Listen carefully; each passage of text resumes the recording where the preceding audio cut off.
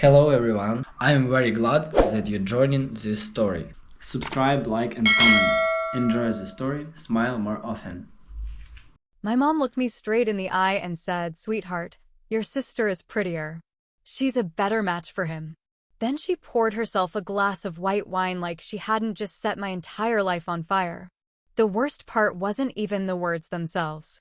It was the way she said them, calm, cool, like she was giving me directions to the grocery store or commenting on the weather. No emotion, no remorse, just a simple statement like it was a matter of fact.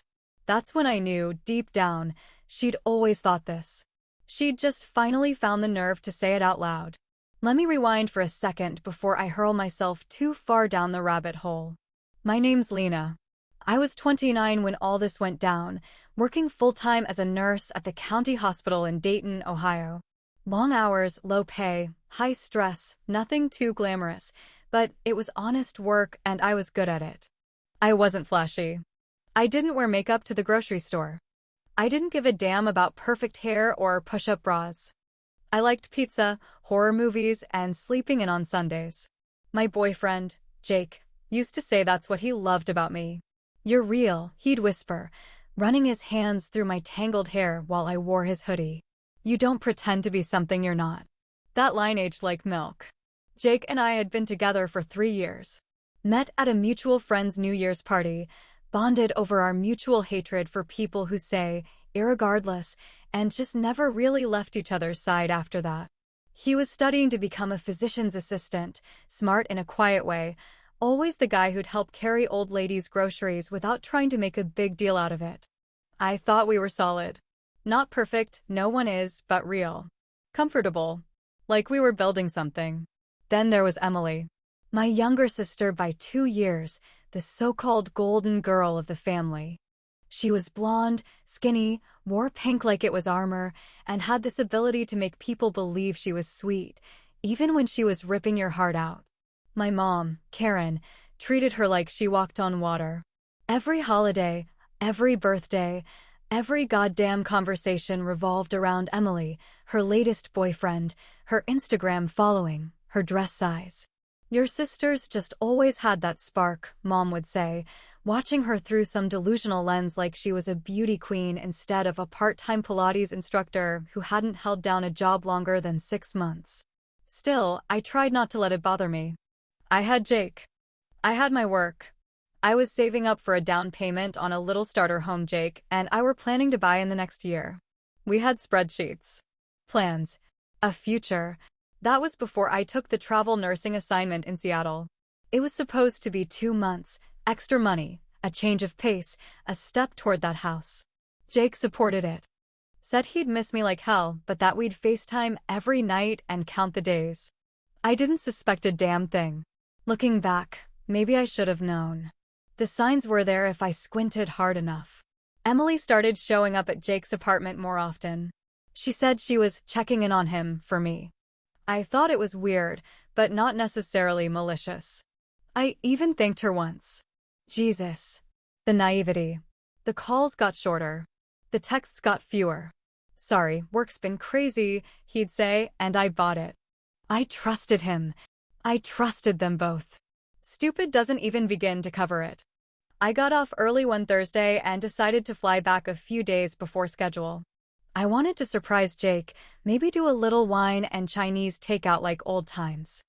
I didn't tell anyone I was coming.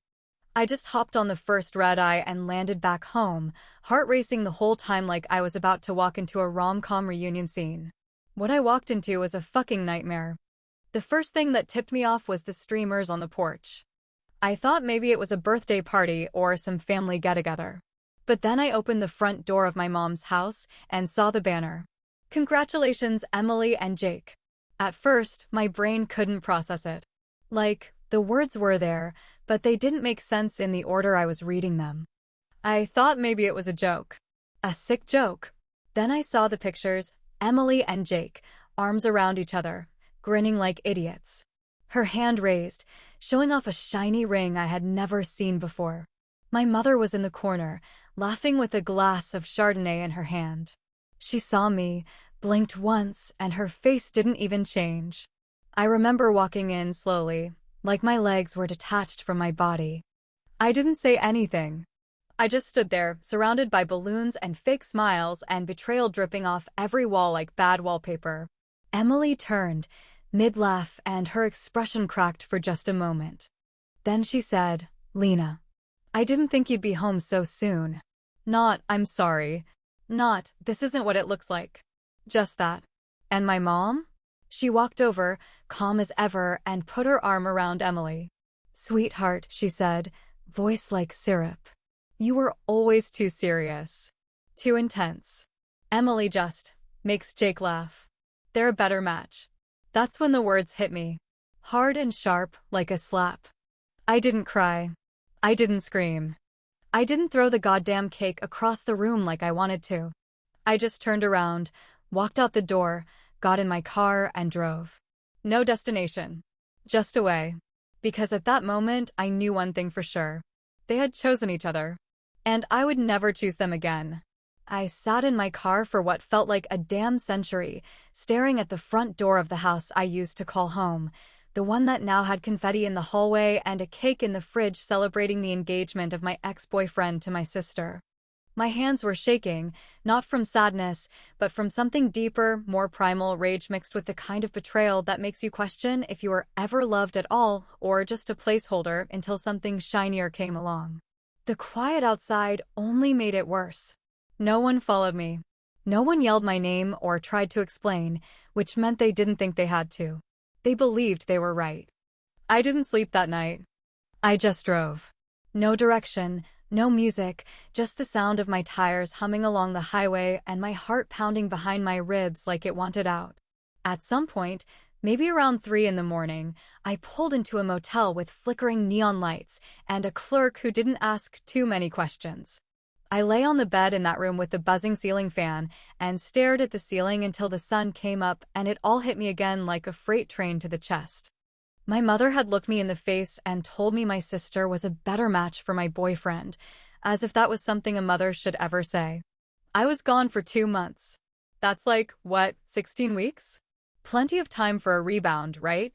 I laughed out loud when that thought passed through my head, not because it was funny, but because it was ridiculous. 2 months is barely 8 weeks, not 16, and in that time, the man I thought I would marry had been convinced, by my own family, no less, that my sister was the better option. Either he was that weak, or they were that persuasive, and honestly, I didn't know which answer hurt more. I made it back to my apartment that afternoon, still running on fumes, both emotionally and literally. The minute I walked through the door, I started packing. Not just a bag.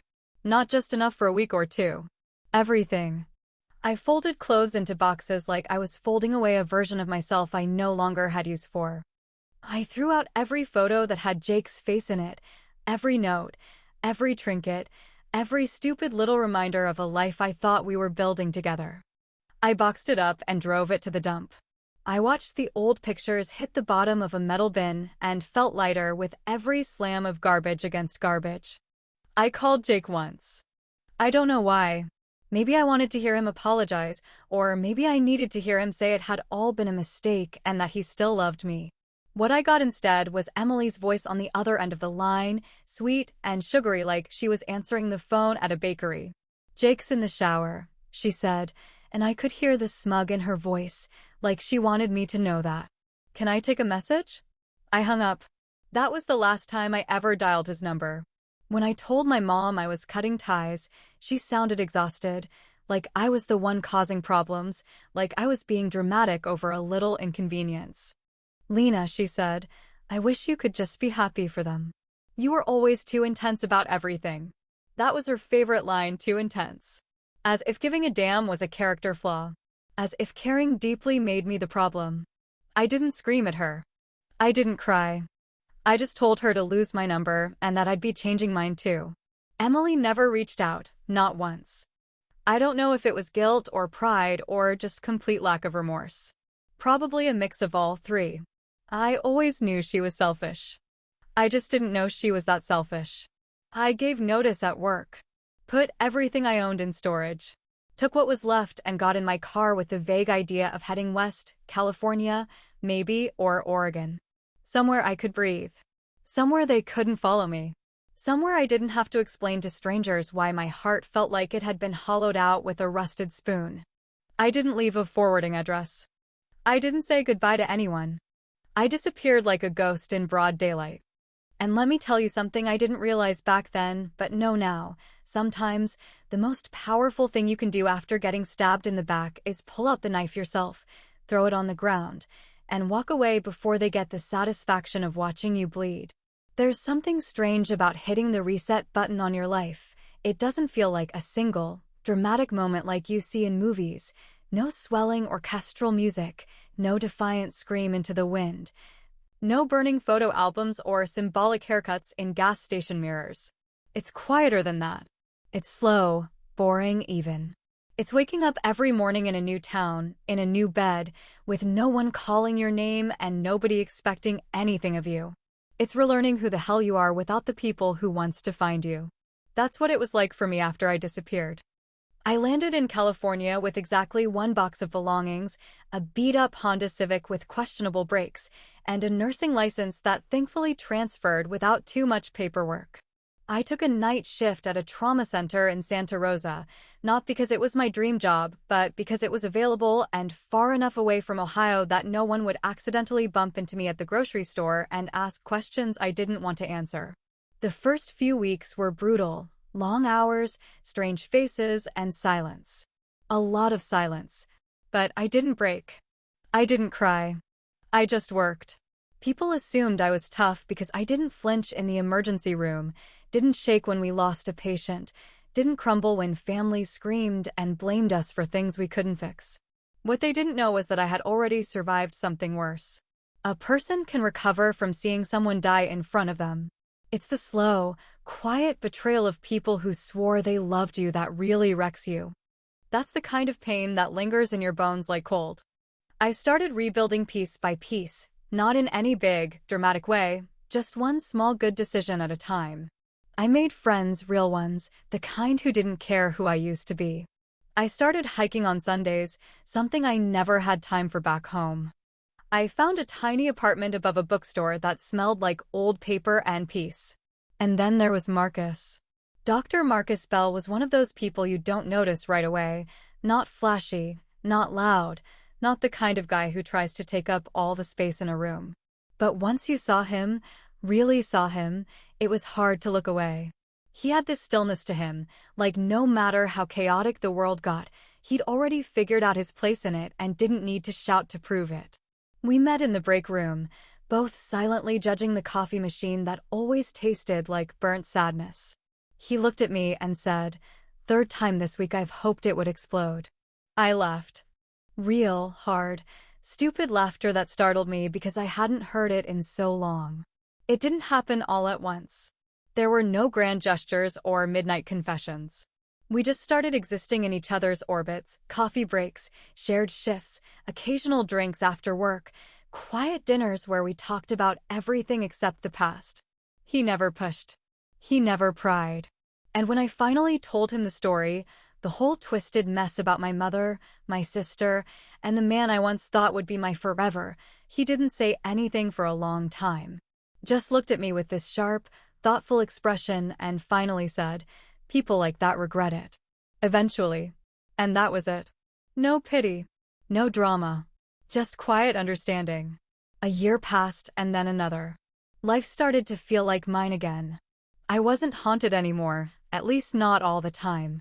The wound was still there, sure, but it wasn't bleeding anymore. It was a scar now, ugly but closed. I never talked to them, not my mom, not Emily, not Jake. I figured they'd moved on with their picture-perfect life, and I didn't need any part of it. Then one Tuesday afternoon, while I was charting at the nurse's station and halfway through my third cup of tea, my phone rang. Unknown number, but something told me to answer. It was my Uncle Rob, my dad's younger brother, who sounded like he'd aged 20 years overnight. He cleared his throat and said my dad had died in his sleep. No pain, no warning. Just gone. A heart attack, they said. Peaceful. I didn't know how to respond. I hadn't spoken to my father in nearly 2 years, not because we fought, but because he didn't know how to exist without my mother's script to read from. Still, he never betrayed me. He just disappeared with the rest of them when I needed him. Uncle Rob asked if I was coming to the funeral. "They don't know I called you," he said quietly. "But I thought you had the right to know." I hung up the phone and stared at the wall for a long time. I didn't feel grief right away. I felt anger. And then something worse, curiosity. Curiosity about what I might find if I went back. What I might say. What they might look like when they saw the life I built without them. Marcus didn't ask for details. When I told him my father had passed and I needed to go home, he said, "Do you want me with you?" And for the first time in what felt like centuries, I didn't hesitate. "Yes," I said. "I think I do." We booked the tickets that night. I packed a suitcase and stared at it for hours, trying to figure out what a person wears when they're returning to the scene of the crime. It wasn't grief that kept me up that night. It was anticipation. Not to hurt them. I wasn't that person anymore. I didn't want revenge. I just wanted them to see me. Really see me. Because the girl they left behind 2 years ago was gone. And the woman walking back into that house? She didn't come back to beg. She came back to bury. The church was colder than I remembered, all stone walls and hollow echoes, the kind of place where time doesn't move, just sits and waits for you to lose your nerve. It smelled like old hymn books and polished wood and regret, and the minute I stepped inside, I felt the weight of 2 years settle across my shoulders like a familiar winter coat I hadn't asked to wear again. But I didn't walk in alone this time. I walked in holding Marcus's hand, fingers interlaced, slow and steady, like we were entering a negotiation and not a funeral. The silence that met us wasn't polite, it was stunned. Like a room full of people collectively forgetting how to breathe. Every head turned toward the door, and it took less than 5 seconds for the ripple of whispers to start weaving through the pews like wildfire through dry grass. I saw Emily first, standing next to the casket, dressed like she was auditioning for a magazine spread titled, "Grieving, but Gorgeous." Her eyes locked on mine, and then dropped instantly to Marcus, and I watched her blink twice like she wasn't sure if what she was seeing was real. Her mouth opened slightly, not enough to form words, just enough to betray that she wasn't prepared for whatever the hell was unfolding in front of her. Jake was standing a few steps behind her, wearing a black suit that hung off his frame like he didn't know how to inhabit it anymore.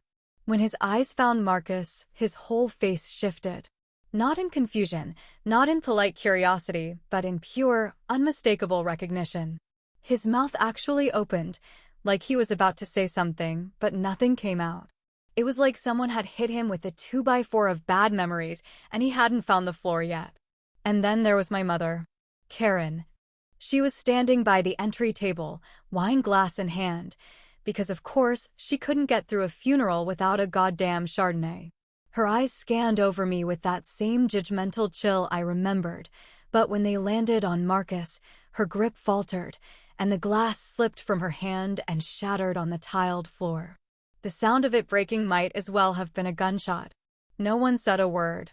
She just stood there, eyes wide, lips parted, completely frozen for once in her perfectly controlled life. I didn't say anything.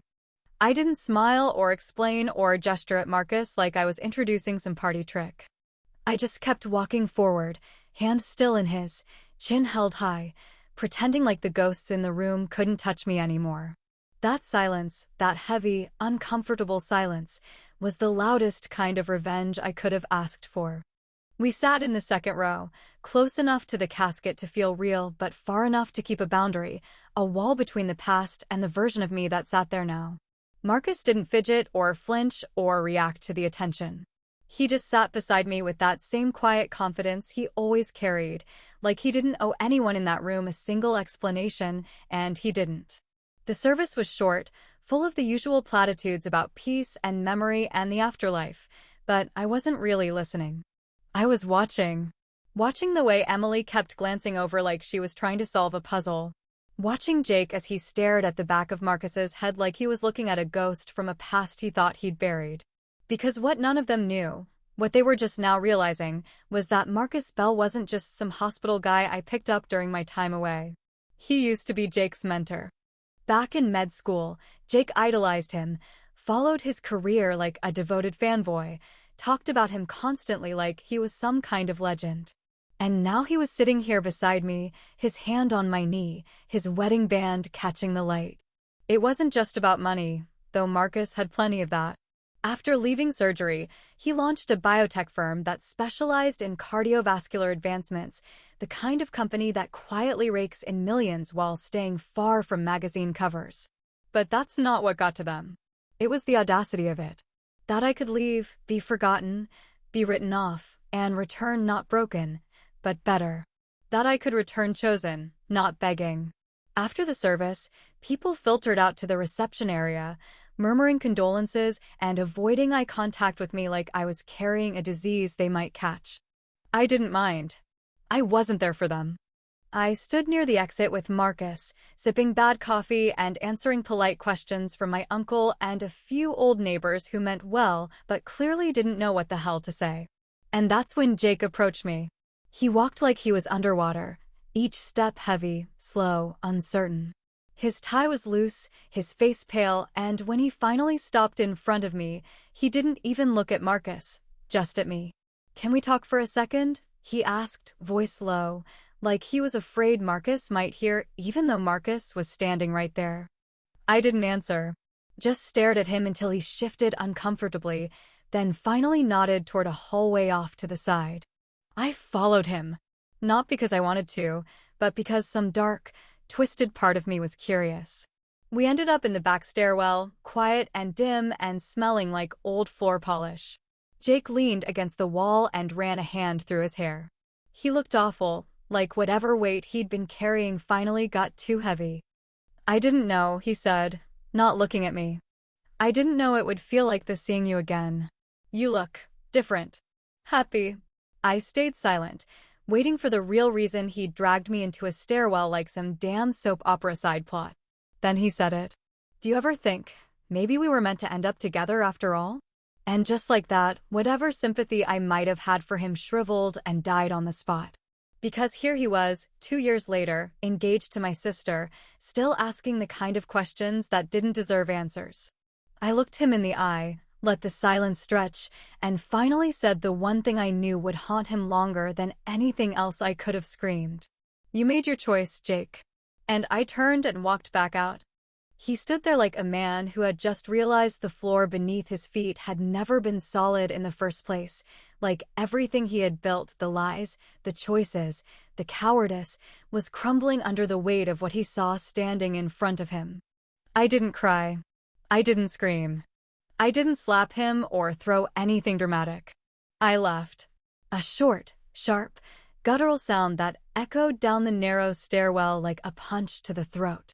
It wasn't the polite laugh of someone trying to keep the peace or hide discomfort. It was the laugh of someone who'd already buried the pain, walked through the fire, and come out scorched but stronger.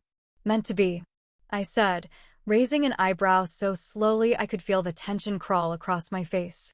"You let my mother talk you into believing I wasn't good enough. You let her feed you that poison, and you swallowed it without even asking what was in the glass. That's not love, Jake. That's not destiny. That's weakness. That's cowardice wrapped up in a bow and sold as some twisted kind of family loyalty." He tried to speak, his lips parting with some nonsense excuse ready to fall out, but I didn't give him the space to start. I turned and walked back toward the reception room, leaving him alone in that hallway filled with cheap lighting and the stench of lemon cleaner and old regrets. Emily was waiting, hovering by the coffee table like she wasn't sure if she was supposed to smile or apologize or pretend the past hadn't happened. She walked toward Marcus with a kind of hesitant grace, a rehearsed sweetness I remembered all too well. The kind of energy she used to turn on when she wanted something. And I watched her try to charm him like she used to charm waiters and teachers and every poor idiot who didn't know better yet. "It's been so long," she said to Marcus, flipping her hair the way she always did when she wanted attention. "I've heard so much about you, you know. From Jake back in the day. You were like his hero." Marcus didn't miss a beat. He looked her square in the face, no smile, no warmth, and said, "I'm not who I was back then." He didn't offer a handshake. Didn't invite more small talk. just turned slightly and faced me again, effectively shutting the door she was trying to pry open with polished nails and false charm. Karen, my mother, saw it all from across the room, and for once she didn't know what to do with herself. She approached cautiously, like I was a wild animal she'd underestimated one too many times. Her voice was soft, performative, the kind she used when she was about to deliver a fake apology laced with subtle blame. I didn't know things would go the way they did, she said, eyes darting between me and Marcus, then back to Emily, who stood a few feet away, pretending not to listen. I thought I was doing what was best. You were always so serious, Lena. So difficult. I just didn't want you to get hurt. That's exactly what you did, I said, keeping my voice level, not for her sake, but for mine. You didn't protect me. You didn't defend me. You served me up like I was something to be replaced. And the worst part? You never thought I'd survive without you. But I did. I'm better. And not because of you, but in spite of you. She flinched, and for a split second, I saw something crack in her face. Maybe it was guilt. Maybe it was just the realization that she had no more power left to pull the strings. Whatever it was, she didn't say another word. Later, as people gathered for the will reading at my father's old lawyer's office, Marcus leaned over and asked if I wanted to skip it. We can leave now, he said quietly. You don't owe them anything. I want to hear it, I said. I want to know if he knew. If he tried. The lawyer was a stiff old man with a precise voice and a face that looked like it had been carved out of disappointment. He opened a thick envelope, unfolded a stack of papers, and started reading the will like it was scripture. It was mostly standard legal speak until he got to the assets, and the bombshell dropped. To my daughter Lena, I leave all property, savings, and business holdings. She was the one who stood on her own when others failed her. She is the one I regret not defending sooner. There was silence, deep and long, stretching across the room like a shadow. Emily looked stunned, her mouth slightly open, as if someone had slapped her with a frozen hand. Karen paled, her hands clenched in her lap like she might burst into tears, not from grief, but from losing control. Jake didn't say a word. He just looked down at the floor like he wanted to melt through it. I didn't react. I didn't cry or smile or gasp in some made-for-TV moment. I let the words settle, let the truth hang in the air like a ghost no one wanted to admit they saw. And then I stood up, walked over to the lawyer, and handed him a card. That's the local hospital's foundation, I said. Donate everything in my father's name. All of it. The silence doubled. The air felt thick. No one moved. I don't want the money, I said, turning back toward them. I just wanted to hear it. I wanted to know he saw what happened. That he knew the truth, even if he didn't say it when it mattered. No one followed me out of the building. Not Emily. Not Jake. Not my mother. I stepped into the parking lot with Marcus beside me, the wind picking up just enough to carry away the final remnants of something I'd been holding onto far too long. They were all still standing there, frozen, like they were waiting for me to say something else. I didn't. I just got in the car. And this time, I didn't look back.